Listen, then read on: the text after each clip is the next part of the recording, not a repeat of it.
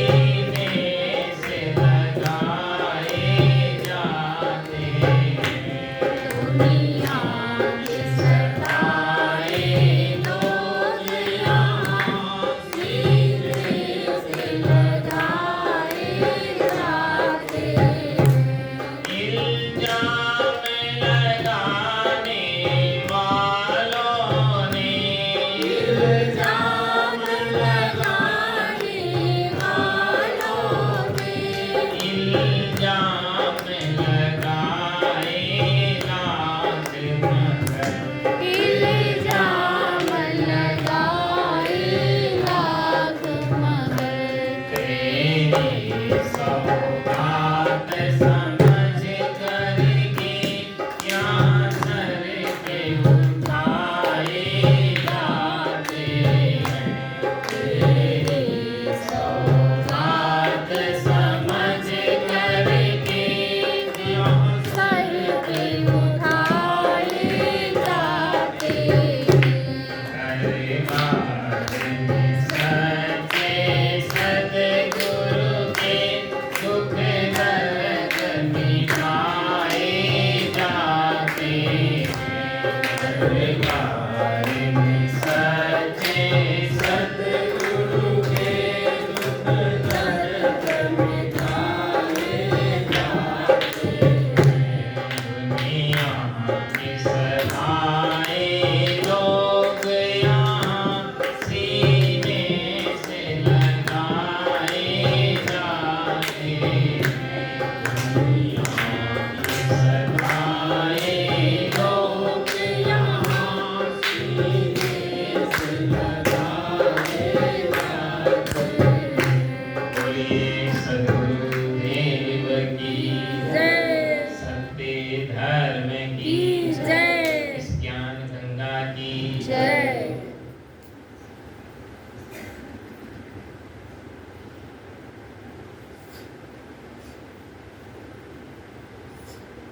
तिष्ठति ज्ञानरूपेण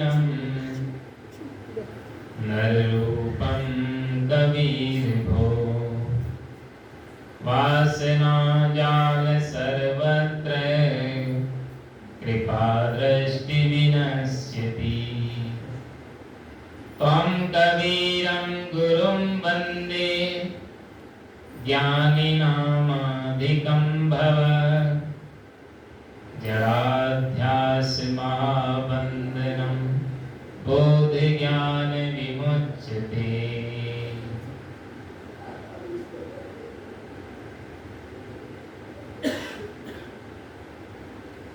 श्री कबीर संत सत्संग मंदिर ललितपुर काठमांडू के इस पवित्र प्रांगण में सत्संग के पावन मंच पर विराजमान परम श्रद्धेय संत श्री तत्पर साहब जी, वयोवृद्ध ज्ञानवृद्ध संत श्री उत्तम साहब जी, पूजनीय संत समाज, सत्संग प्रेमी सज्जनों और माता बहनों और प्यारे बच्चों,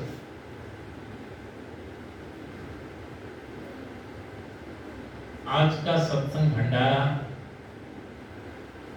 नेपाल टार के भक्त प्रवर श्री चित्रवत वर्धवत जी और उनके परिवार की ओर से ये सत्संग भंडारे का आयोजन किया गया है। आप सब शुरू से ही भक्ति से ओतप्रोत अपना जीवन रखे हैं और तमाम सारे संत गुरुजनों की सेवा भक्ति, उन्हीं संस्कारों का प्रताप है कि आज पूरा परिवार यहाँ सत्संग में उपस्थित है। क्योंकि मनुष्य एक सामाजिक प्राणी है, वो समाज में जन्मता है, समाज में पलता है, समाज में बड़ा होता है और समाज में जीता है और समाज के बीच ही छोड़ करके चला जाता है। इसलिए समाज में रहने के लिए, परिवार में रहने के लिए हम सबको एक संगठित सोच रखनी चाहिए और जहां संगठन होता है वहां पर जो है तो एकता स्थापित होती है और एकता में बहुत बड़ी ताकत भी हुआ करती है। जिस प्रकार से अनेक फूल होते हैं, पुष्प होते हैं, अगर तरह तरह के फूलों को एक धागे में पिरो दिया जाता है तो वो गले के सजाने के लिए एक हार बन जाता है। अनेक तिनकों को इकट्ठा करके एक रस्सी से बांध दिया जाता है, तो एक जो है तो झाड़ू बन जाता है जो कचरा साफ करने का काम करता है। लेकिन अगर वो डोरी उसकी टूट जाती है, वो धागा टूट जाता है और तिनके बिखर जाते हैं, तो वो झाड़ू ही कचरा बन जाता है। फिर लोग उसी को झाड़ करके फेंक दिया करते हैं। इसी प्रकार से किसी भी समाज में, किसी भी परिवार में, किसी भी राष्ट्र में एकता की बहुत बड़ी जरूरत हुआ करती है। और एकता स्थापित करने के लिए सबके दिलों में प्रेम पैदा होना चाहिए। क्योंकि मैंने तो अपनी जिंदगी की मौज पुस्तक में लिखा भी है कि राष्ट्र का निर्माण करना, प्रेम का प्याला पियो, स्वार्थ की जंजीर तोड़ो, एकता से सब जियो, ज्ञान का दीपक जलाओ मधुरतम व्यवहार से, और देश का कल्याण हो जग में जियो ऐसे जियो।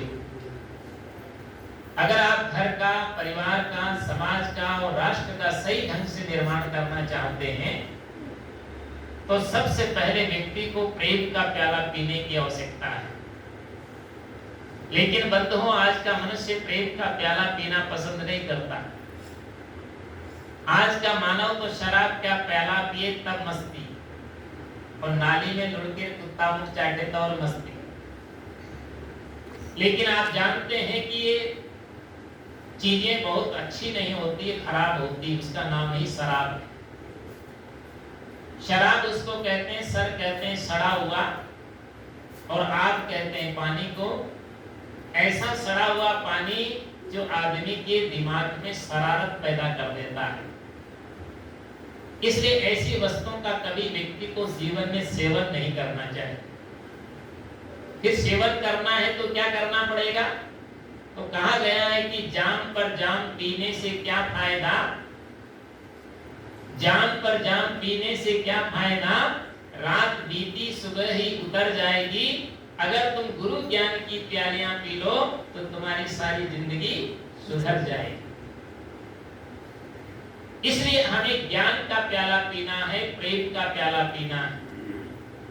प्रेम आदमी को जोड़ता है, ऐसे ही व्यक्ति के जीवन में सफलता भी मिला करती है। घर में माता है, पिता है, पत्नी है, बच्चे हैं, भाई है, अन्य स्वजन है, उन सबके प्रति आपस में एक दूसरे के प्रति प्रेम होना चाहिए। और प्रेम ही सबसे बड़ी भक्ति भी हुआ करती। आप समझिए कि अगर गुरु में प्रेम हो जाता है तो वही तो भक्ति बन जाया करती। इसलिए तुलसी जी ने मानस में भी लिखा कि रामई केवल प्रेम प्यारा, और जान ले जो जानन हारा। भगवान को भी प्रेम ही प्यारा होता है। उनको ना आपका धन चाहिए, ना आपका फल पुष्प चाहिए, ना उनको रुपए पैसे चाहिए, ना उनको दौलत चाहिए, ना उनको प्रसाद चाहिए, उनको और कुछ नहीं चाहिए। क्या चाहिए? केवल प्रेम चाहिए। और जहां प्रेम होता है श्रद्धा उत्पन्न होती है, और जहां श्रद्धा उत्पन्न होती है वहां ज्ञान पैदा होता है, और जहां ज्ञान पैदा हो जाता है उसके जीवन में पूर्ण विश्वास पैदा होता है, और जहां विश्वास हो जाता है वही जीवन में अखंड आनंद भी पैदा होता है। आजकल लोगों के दिलों से विश्वास खोता चला जा रहा है। भाई भाई पर विश्वास नहीं रह रहा है, पिता पुत्र में विश्वास खोता चला जा रहा है, और तो दूर की बात है पति पत्नी का भी विश्वास खोता चला जा रहा है। एक व्यक्ति को दूसरे व्यक्ति पर विश्वास धीरे धीरे खत्म होता चला जा रहा है। गुरु और शिष्य को भी जो है तो विश्वास खोता चला जा रहा है। गुरु को भी चिंता रहती कहीं चेला हमारी झोली न टटोल ले, और चेले को भी ये रहता है कि कहीं गुरु किसी दूसरे को न दे जाए। ऐसी ऐसी समस्याएं आज वर्तमान में देखने को मिल रही है। इसलिए जिंदगी में याद रखिए कि व्यक्ति का जीवन विश्वास पर ही जो है तो आधारित होता है, और विश्वास रखने से फल भी मिलता है। इसलिए कहा है कि विश्वासं फलदायकम, लेकिन विश्वास भी व्यक्ति को सत्य पर रखना चाहिए, वास्तविकता पर रखना चाहिए। और जब विश्वास आप सच्चाई से रखेंगे तो जीवन में आपको जरूर सफलता मिलेगी। कहते हैं कि एक पति पत्नी थे, पति अपनी ड्यूटी बजाता था और पत्नी अपने घर में रहा करती थी। लेकिन पत्नी थोड़ी तेज तर्रार थी, चालाक प्रवृत्ति की थी। पति जब ऑफिस में चला जाता तो कहीं इधर उधर घूमने के लिए निकल जाया करते थे। किसी उसके दोस्त ने उसे कह दिया कि तुम्हारी पत्नी तो इधर उधर घूमने निकल जाती है। उसको बहुत विश्वास था, बहुत यकीन था कि मेरी पत्नी कभी ऐसा नहीं कर सकती। उसने कहा कि जरा परीक्षा करके देख लो। तो उसने वहां से, आजकल तो इंटरनेट का जमाना है, उसने अपना मोबाइल लगाया, पत्नी को बोला हेलो हेलो। उसने भी बोला हेलो। बोला अभी आप कहाँ हो? उसने कहा मैं घर में हूँ। बोला घर में कहाँ हो? बोला मैं किचन में हूँ, रसोई में हूँ। बोला रसोई में है तो देखो मिक्सी चला करके दिखाओ। संजोग उस दिन तो जो है तो घर में थी और उसने मिक्सी चला करके दिखा दिया। फिर उसने दूसरे दिन भी जो है तो फिर एक परीक्षा करने के लिए उसने जो है तो मोबाइल से फोन किया और जैसे ही फोन किया उसने कहा कि बोला कहाँ हो? उसने कहा मैं रसोई में हूं। तो बोला देखो मिक्सी चला करके दिखाओ। तो पत्नी तो जो है तो समझ रही थी कि जब भी पूछते हैं तो मिक्सी चलाने की बात करते हैं तो झोले में मिक्सी लेकर के डाल करके चली जाती थी। और जहां भी होती थी तो वहां मिक्सी चला करके दिखा देती। संजोग ऐसा हुआ एक बार जो है तो तीसरे दिन जो है तो पति ने सोचा किसी ऑफिस के काम से उसी रास्ते से उसको गुजरना था। और जब उसी रास्ते से उसको गुजरना था तो उसने सोचा कि चलो आज जो है तो फोन क्यों करें, आज घर में ही चल करके चाय पिएगी, नाश्ता करेगी और उस तरह से आगे अपना काम के लिए निकल पड़े। और जैसे ही वो घर पर पहुंचे, गाड़ी खड़ी किया और घंटी बजाया तो वहां तो पत्नी नहीं थी। जब पत्नी नहीं थी तो उसकी जो नौकरानी थी उस नौकरानी से पूछा कि तुम्हारी मालिकिन कहाँ गई? बोला वो तो झोले में मिक्सी डाल करके कहीं चली गई। बोला मिक्सी डाल करके चली गई। उसने जो है तो फिर फोन लगाया और जैसे फोन लगाया तो बोला हेलो। बोला हेलो। बोला आप कहाँ हो? बोला मैं रसोई में हूँ। बोला रसोई में है तो मिक्सी चला करके दिखाओ। तो मिक्सी तो झोले में साथ रखी ही थी और उसने चला करके दिखा दी। उसने कहा कि घर में तो तुम नहीं हो, घर में तो मैं हूँ। तब उसको थोड़ा संदेह हुआ कि घर में आप हैं, आप तो ऑफिस में थे। बोला नहीं मैं ऑफिस में नहीं, तुम्हारे घर में ही। वास्तविक है कि जीवन में ऐसे व्यक्तियों के साथ में विश्वास निभाना बहुत मुश्किल हुआ करता है। जिंदगी में याद रखिए कि कभी पति के साथ, पत्नी के साथ, भाई के साथ, मित्र के साथ कभी जो है तो विश्वासघात नहीं करना चाहिए। किसी के साथ धोखाधड़ी नहीं करना चाहिए।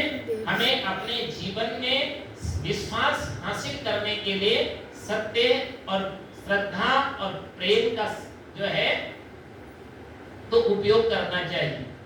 अगर ये आपके जीवन में निश्चय है तो आपके जीवन में कभी भी विघटन नहीं आएगा, कभी जीवन में तनाव नहीं आएगा और आपका परिवार और समाज जो है तो एकदम से संगठित रहेगा। तो हर व्यक्ति को अपने जीवन में जो है तो पवित्र भावना रखनी चाहिए।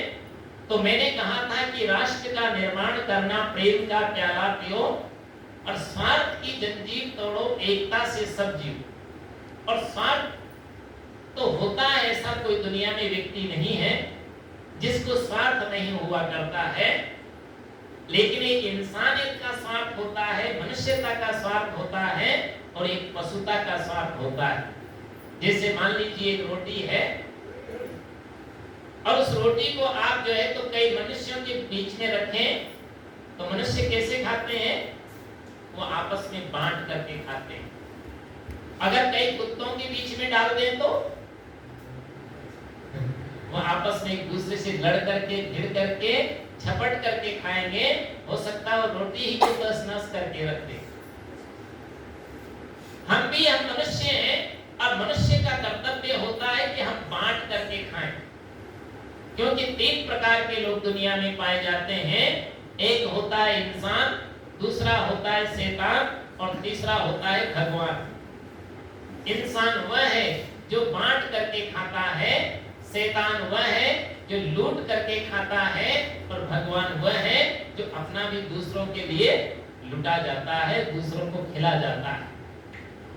तो जिंदगी में व्यक्ति को ये बात याद रखनी चाहिए कि कम से कम हम इंसान तो बने। आपके दिल में अगर निश्चय हो जाता है तो इंसान क्या आप भगवान भी बन सकते हैं। संकल्प हो हमारा इंसान हम बनेंगे और इंसान बन गए तो भगवान भी बनेंगे। क्योंकि मनुष्य के लिए कोई भी बनना कठिन नहीं होता है। अगर तुम ठान लो तारे गगन के तोड़ सकते हो, अगर तुम ठान लो तूफान का पथ मोड़ सकते हो, अगर तुम ठान लो तो विश्व के इतिहास में शेष का एक नवाध्याय भी तुम जोड़ सकते हो। क्योंकि मनुष्य एक ऐसा व्यक्ति है जहां से सबका विकास होता है, सबकी प्रगति होती है। आप देख लीजिए मनुष्य धरातल पर है, इसीलिए इस दुनिया के अंदर मंदिर दिखाई देते हैं, मस्जिद दिखाई देती है, गिरजाघर दिखाई देते हैं, गुरुद्वारे दिखाई देते हैं। अगर मनुष्य इस धरातल पर न होता तो न मंदिर होते, न मस्जिद होती, न गिरजाघर होते, न गुरुद्वारे होते। मनुष्य इस धरातल पर है, इसीलिए जो है तो दुनिया की सारे ग्रंथ और सारे पंथ दिखाई देते हैं। अगर मनुष्य इस धरातल पर न होता तो न वेद होता, न पुराण होता, न कुरान होती, न बाइबिल होती, न बीजक होता। कोई भी ग्रंथ, कोई भी साहित्य धरातल पर आपको दिखाई नहीं देता। लेकिन ये सारे जो है विकास कहां से होता है? ये मनुष्य के द्वारा होता है। आज मनुष्य इस धरातल पर है तो एक सुई से लेकर के और एरोप्लेन तक जितना भी विकास हो रहा है वो किसकी देन है? वो मनुष्य की देन है। मनुष्य की वजह से ये सारे जो है तो क्रियाकलाप नजर आ रहे हैं। लेकिन मनुष्य की विशेषता भी कब तक है?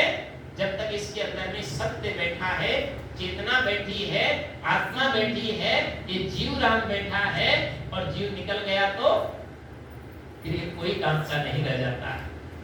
इसलिए हमें अपने जीवन को याद रखना चाहिए कि हमारा शरीर परिवर्तनशील है, क्षणभंगुर है, ये हमेशा रहने वाला नहीं है। ये सब निरंतर बदलता रहता है और सब बदलता रहेगा। देखिए यहाँ पहले झमसीखेल जो आश्रम था तो आपने देखा है कि यहाँ बहुत पहले पुराना एक आश्रम बना हुआ था। जब सदगुरु श्री संत साहब जी यहाँ विराजमान रहते थे और हम लोग जब आते थे तो उसी में रह करके और अपना साधना भजन किया करते थे।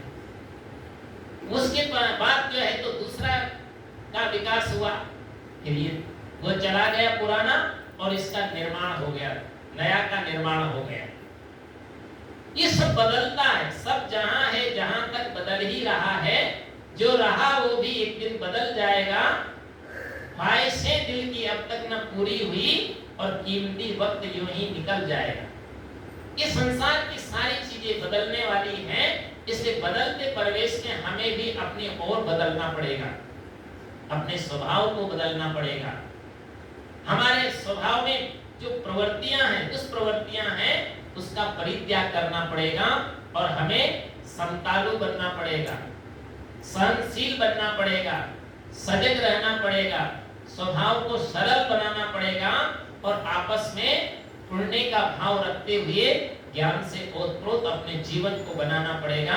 तब जाकर के हमारे जीवन में आनंद और शांति स्थापित हो पाएगी। इसलिए हर व्यक्ति को चाहिए कि हम जो है तो अपने जीवन में अच्छा संकल्प बनाएं और जो अपने घर के जो सदस्य हैं, बड़े हैं, बूढ़े हैं, माता पिता हैं, वृद्ध जन हैं, उनको आदर्श मान करके उनके पद चिन्हों पर चलने का लक्ष्य भी बनाएं, उनकी बात को सुने और सुन करके उसका चिंतन करें और चिंतन करके और उनके बताए हुए रास्ते पर चलें।